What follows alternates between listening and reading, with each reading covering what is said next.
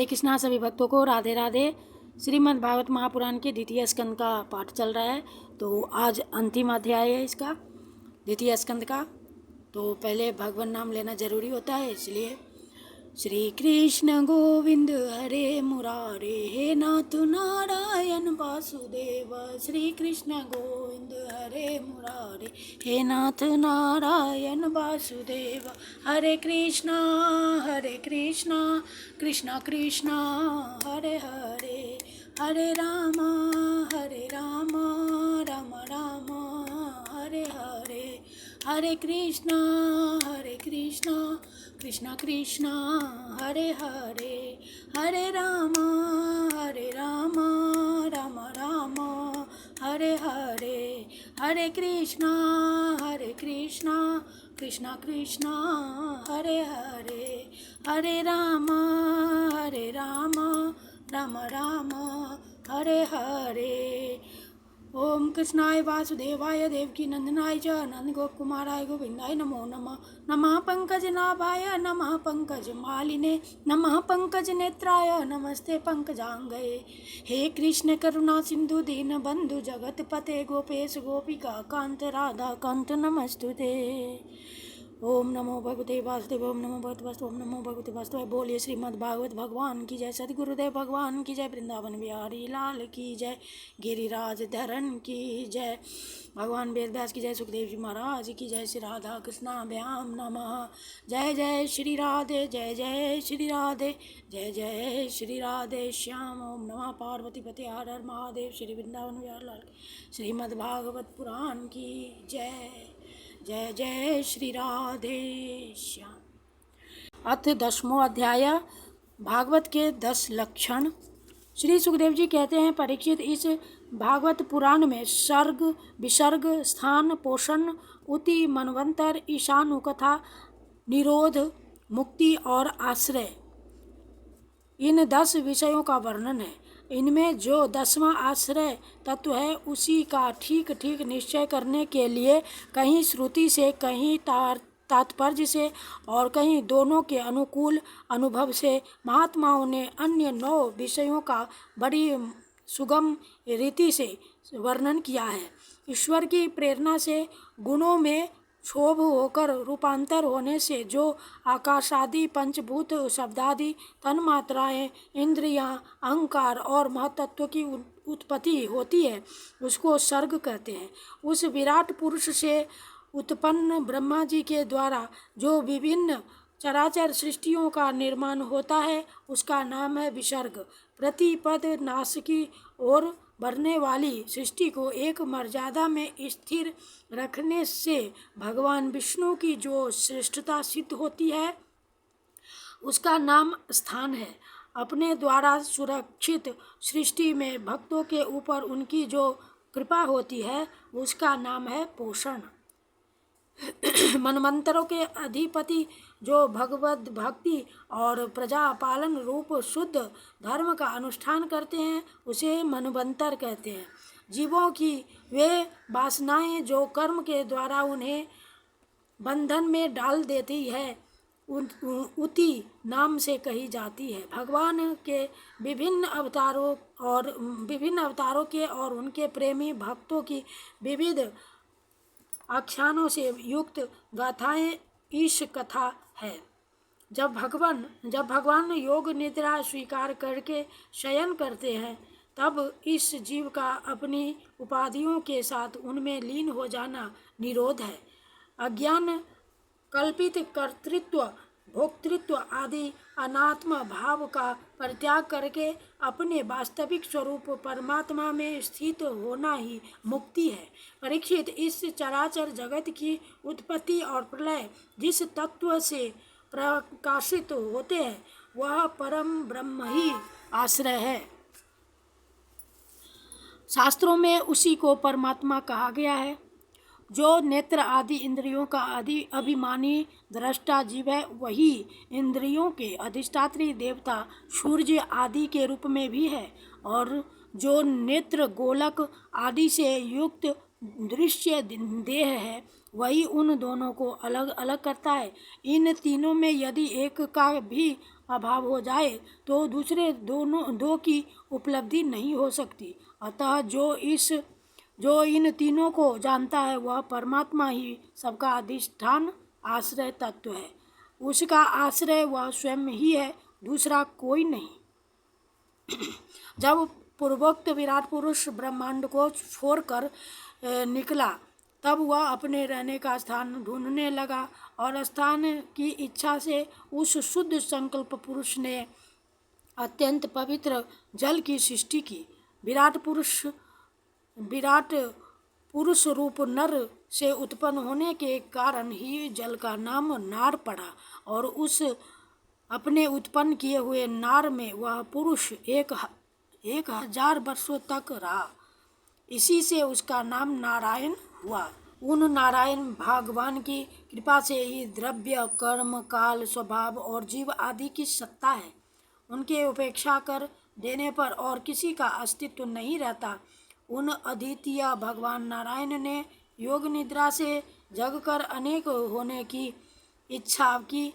तब अपनी माया से उन्होंने अखिल ब्रह्मांड के बीज स्वरूप अपने सुवर्णमय बीज को 3 भागों में विभक्त कर दिया, अधिदैव, अध्यात्म और अधिभूत। परीक्षित, विराट पुरुष का एक ही बीज 3 भागों में कैसे विभक्त हुआ सो सुनो। विराट पुरुष के हिलने डोलने पर उनके शरीर में रहने वाले आकाश से इंद्रिय बल, मनोबल और शरीर बल की उत्पत्ति हुई। उनसे इन सब का राजा प्राण उत्पन्न हुआ। जैसे सेवक अपने स्वामी राजा के पीछे पीछे चलते हैं, वैसे ही सबके शरीरों में प्राण के प्रबल रहने पर ही सारी इंद्रियां प्रबल रहती हैं और जब वह सुस्त पड़ जाता है तब सारी इंद्रियां भी सुस्त हो जाती हैं। जब प्राण जोर से आने जाने लगा तब विराट पुरुष को भूख प्यास का अनुभव हुआ। खाने पीने की इच्छा करते ही सबसे पहले उनके शरीर में मुख प्रकट हुआ। मुख से तालु और तालु से रसनेन्द्रिय प्रकट हुए। इसके बाद अनेकों प्रकार के रस उत्पन्न हुए जिन्हें रसना ग्रहण करती है। जब इनकी इच्छा बोलने की हुई तब वाक् इंद्रिय, उसके अधिष्ठात्री देवता अग्नि और उनका विषय बोलना, ये तीनों प्रकट हुए। इसके बाद बहुत दिनों तक उस जल में ही वे रुके रहे। श्वास के वेग से नासिका छिद्र प्रकट हो गए। जब उन्हें सूंघने की इच्छा हुई तब उनकी नाक घ्राणेन्द्रिय आकर बैठ गई और उसके देवता गंध को फैलाने वाले वायुदेव प्रकट हुए। पहले उनके शरीर में प्रकाश नहीं था, फिर जब उन्हें अनेकों तथा दूसरी वस्तुओं को देखने की इच्छा हुई तब नेत्रों के छिद्र, उनका अधिष्ठाता सूर्य और नेत्रेंद्रिय प्रकट हो गए। इन्हीं के रूप का ग्रहण होने का लगा। जब वेद रूप ऋषि विराट पुरुष को स्तुतियों के द्वारा जगाने लगे तब उन्हें सुनने की इच्छा हुई। उसी समय कान, उनकी अधिष्ठात्री देवता, दिशाएं और श्रोतेंद्रिय प्रकट हुई। इसी से शब्द सुनाई पड़ता है। जब उन्होंने वस्तुओं की कोमलता, कठिनता, हल्कापन, भारीपन, उष्णता और शीतलता आदि जाननी चाहिए तब उनके शरीर में चर्म प्रकट हुआ। पृथ्वी में से जैसे वृक्ष निकल आते हैं उसी प्रकार उस चर्म में रोएं पैदा हुए और उसके भीतर बाहर रहने वाला वायु भी प्रकट हो गया। स्पर्श ग्रहण करने वाली त्वचा इंद्रिय भी साथ ही साथ शरीर में चारों ओर लिपट गई और उससे उन्हें स्पर्श का अनुभव होने लगा। जब उन्हें अनेकों प्रकार के कर्म करने की इच्छा हुई तब उनके हाथ उग आए। उन हाथों में ग्रहण करने की शक्ति हस्तेंद्रिय तथा उनके अधिदेवता इंद्र प्रकट हुए और दोनों के आश्रय से होने वाला ग्रहण रूप कर्म भी प्रकट हो गया। जब उन्हें अभीष्ट स्थान पर जाने की इच्छा हुई तब उनके शरीर में पैर उगाए। चरणों के साथ ही चरण इंद्रिय के अधिष्ठाता रूप में वहाँ स्वयं यज्ञ पुरुष भगवान विष्णु स्थित हो गए और उन्हीं में चलना रूप कर्म प्रकट हुआ। मनुष्य इसी चरनेन्द्रिय से चलकर यज्ञ सामग्री एकत्र करते हैं। संतान रति और स्वर्ग भोग की कामना होने पर विराट पुरुष के शरीर में लिंग की उत्पत्ति हुई। उसमें उपस्थेंद्रिय और प्रजापति देवता तथा इन दोनों के आश्रय रहने वाले काम सुख का आविर्भाव हुआ। जब उन्हें मल त्याग की इच्छा हुई तब गुदा द्वार प्रकट हुआ। तत्पश्चात उसमें पायु इंद्रिय और मित्र देवता उत्पन्न हुए। इन्हीं दोनों के द्वारा मल त्याग की क्रिया संपन्न होती है।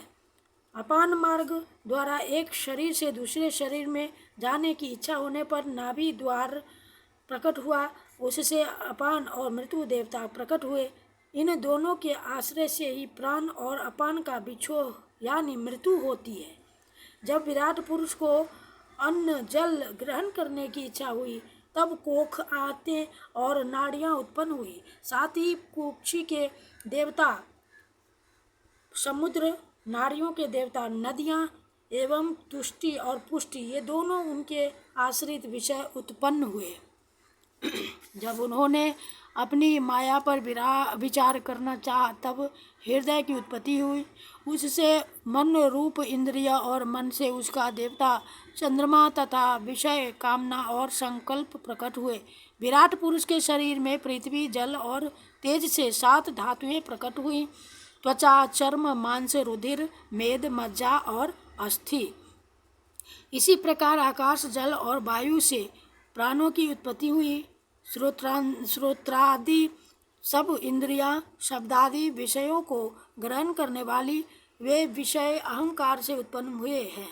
मन सब विकारों का उत्पत्ति स्थान है और बुद्धि समस्त पदार्थों का बोध कराने वाली है। मैंने भगवान के इस स्थूल रूप का वर्णन तुम्हें सुनाया है। यह बाहर की ओर से पृथ्वी, जल, तेज, वायु, आकाश, अहंकार, महातत्व और प्रकृति इन 8 आवरणों से घिरा हुआ है। इससे परे भगवान का अत्यंत सूक्ष्म रूप है। वह अव्यक्त, निर्विशेष, आदि, मध्य और अंत से रहित एवं नित्य है। वाणी और मन की वहाँ तक पहुँच नहीं है। मैंने तुम्हें भगवान के स्थूल और सूक्ष्म, व्यक्त और अव्यक्त जिन 2 रूपों का वर्णन सुनाया है, ये दोनों ही भगवान की माया के द्वारा रचित है। इसलिए विद्वान पुरुष इन दोनों को ही स्वीकार नहीं करते। वास्तव में भगवान निष्क्रिय हैं। अपनी शक्ति से ही वे सक्रिय बनते हैं। फिर तो वे ब्रह्मा का या विराट रूप धारण करके वाच्या और वाचक शब्द और उसके अर्थ के रूप में प्रकट होते हैं और अनेकों नाम, रूप तथा क्रियाएं स्वीकार करते हैं। परीक्षित, प्रजापति, मनु, देवता, ऋषि, पितर, सिद्ध, चारण, गंधर्व, विद्याधर, असुर, यक्ष, किन्नर, अप्सराएं, नाग, सर्प, किमपुरुष, उरग, मातृकाएं, राक्षस, पिशाच, प्रेत, भूत, विनायक, कुष्मांड, उन्माद, बेताल, यातुधान, ग्रह, पक्षी, मृग, पशु, वृक्ष, पर्वत, सरीसृप इत्यादि जितने भी संसार में नाम रूप है सब भगवान के ही हैं। संसार में चर और अचर भेद से 2 प्रकार के तथा जरायुज, अंडज, स्वेदज और उद्भिज भेद से 4 प्रकार के जितने भी जलचर, थलचर तथा आकाशचारी प्राणी हैं सबके सब शुभ, अशुभ और मिश्रित कर्मों के तदनुरूप फल है। सत्व की प्रधानता से देवता, रजोगुण की प्रधानता से मनुष्य और तमोगुण की प्रधानता से नारकीय योनियां मिलती हैं। इन गुणों में भी जब एक गुण दूसरे 2 गुणों में अभिभूत हो जाता है तब प्रत्येक गति के 3 भेद और हो जाते हैं। वे भगवान जगत के धारण पोषण के लिए धर्ममय विष्णु रूप स्वीकार करके देवता, मनुष्य और पशु पक्षी आदि रूपों में अवतार लेते हैं तथा विश्व का पालन पोषण करते हैं। प्रलय का समय आने पर वे ही भगवान अपने बनाए हुए इन विश्व को कालाग्नि स्वरूप रुद्र का रूप ग्रहण करके अपने में वैसे ही लीन कर लेते हैं जैसे वायु मेघमाला को। परीक्षित, महात्माओं ने अचिंत्यैश्वर्य भगवान का इसी प्रकार वर्णन किया है। परंतु तत्वज्ञानी पुरुषों को केवल इस सृष्टि पालन और प्रलय करने वाले रूप में ही उनका दर्शन नहीं करना चाहिए, क्योंकि वे तो इससे परे भी है। सृष्टि की रचना आदि कर्मों का निरूपण करके पूर्ण परमात्मा से कर्म या कर्तापन का संबंध नहीं जोड़ा गया है। वह तो माया से आरोपित होने के कारण कर्तृत्व का निषेध करने के लिए ही है। यह मैंने ब्रह्मा जी के महाकल्प का अवान्तर कल्पों के साथ वर्णन किया है। सब कल्पों में सृष्टि क्रम एक सा ही है। अंतर है तो केवल इतना ही कि महाकल्प के प्रारंभ में प्रकृति से क्रमशः महतत्व आदि की उत्पत्ति होती है और कल्पों के प्रारंभ में प्राकृत सृष्टि तो ज्यों की त्यों रहती ही है। चराचर प्राणियों की वैकृत सृष्टि नवीन रूप से होती है। परीक्षित काल का परिमाण कल्प और उसके अंतर्गत मनवंतरों का वर्णन आगे चलकर करेंगे। अब तुम पद्म कल्प का वर्णन सावधान होकर सुनो। शौनक जी ने पूछा, सूत जी, आपने हम लोगों से कहा था कि भगवान के परम भक्त विदुर जी ने अपने अति दुस्त्यज कुटुंबियों को भी छोड़कर पृथ्वी के विभिन्न तीर्थों में विचरण किया था। उस यात्रा में मैत्रेय ऋषि के साथ अध्यात्म के संबंध में उनकी बातचीत कहाँ हुई तथा मैत्रेय जी ने उनके प्रश्न करने पर किस तत्व का उपदेश किया? सूत जी, आपका स्वभाव बड़ा सौम्य है। आप विदुर जी का वह चरित्र हमें सुनाइए। उन्होंने अपने भाई बंधुओं को क्यों छोड़ा और फिर उनके पास क्यों लौट आए? सूत जी ने कहा, शौनकादि ऋषियों, राजा परीक्षित ने भी यही बात पूछी थी। उनके प्रश्नों के उत्तर में श्री सुखदेव जी महाराज ने जो कुछ कहा था वही मैं आप लोगों से कहता हूँ, सावधान होकर सुनिए। इति श्रीमद्भगवते महापुराणे वैयासिक्यामष्टादशसहस्रयां परमहंस्यां संहितायां द्वितीयस्कन्धे पुरुष संस्थानो वर्णनं नाम 10मोऽध्यायः। इति द्वितीयस्कन्धः समाप्तः। हरि ओम तत्सत्। श्रीमन्नारायण नारायण श्रीमन्नारायण नारायण श्रीमन्नारायण नारायण जय जय नारायण नारायण श्रीमन्नारायण नारायण श्रीमन्नारायण नारायण श्रीमन्नारायण नारायण जय जय नारायण नारायण श्रीमन्नारायण नारायण श्रीमन्नारायण नारायण श्रीमन्नारायण नारायण जय जय नारायण नारायण लक्ष्मी नारायण नारायण लक्ष्मी नारायण नारायण लक्ष्मी नारायण नारायण जय जय नारायण नारायण श्रीमन्नारायण नारायण श्रीमन्नारायण नारायण श्रीमन्नारायण नारायण जय जय नारायण नारायण श्रीमन्नारायण नारायण श्रीमन्नारायण नारायण श्रीमन्नारायण नारायण जय जय नारायण नारायण सूर्य नारायण नारायण जय जय नारायण नारायण सूर्य नारायण नारायण सूर्य नारायण नारायण सूर्य नारायण नारायण जय जय नारायण नारायण श्रीमन्नारायण नारायण श्रीमन्नारायण नारायण श्रीमन्नारायण नारायण जय जय नारायण नारायण राधे राधे राधे राधे श्यामा श्यामा श्यामा श्यामा राधे कृष्ण कृष्ण कृष्ण राधे राधे राधे श्याम श्याम श्याम राधे राधे राधे कृष्ण कृष्ण कृष्ण राधे राधे राधे श्याम श्याम श्याम राधे राधे राधे राधे राधे राधे। बोलिए श्री कृष्ण कन्हैया लाल की जय, वृंदावन बिहारी लाल की जय, द्वारिकाधीश की जय, श्री गिरिराज धरन की जय, श्रीमद् भागवत भगवान की जय, लक्ष्मी नारायण की जय। बोलिए श्री वृंदावन बिहारी लाल श्रीमद् भगवान सदगुरुदेव भगवान की जय। गिरिराज धरन की जय। श्री राधा कृष्णाभ्याम नमः। कृष्णाय वासुदेवाय हरे परमात्मने प्रणत क्लेशनाशाय गोविंदाय नमो नमः। ओम कृष्णाय वासुदेवाय देवकी नंदनाय च नंद गोप कुमाराय गोविंदाय नमो नमः। हे कृष्ण करुणा सिंधु दीन बंधु जगत पते गोपेश गोपिका कांत राधा कांत नमस्तुते। बोलिए श्रीमद् भागवत भगवान की जय। श्री राधा कृष्णाभ्याम नमः। श्री कृष्ण अर्पणम कृष्ण अर्पणम कृष्ण अर्पणम। जय जय श्री राधे जय जय श्री राधे जय जय श्री राधे श्याम। ओम नमः पार्वती पते हर हर महादेव शिव शंभो। जय जय श्री राधे। श्री राधा कृष्णाभ्याम नमः। श्री कृष्णार्पणम कृष्णार्पणम कृष्णार्पणम। हरि बोल हरि।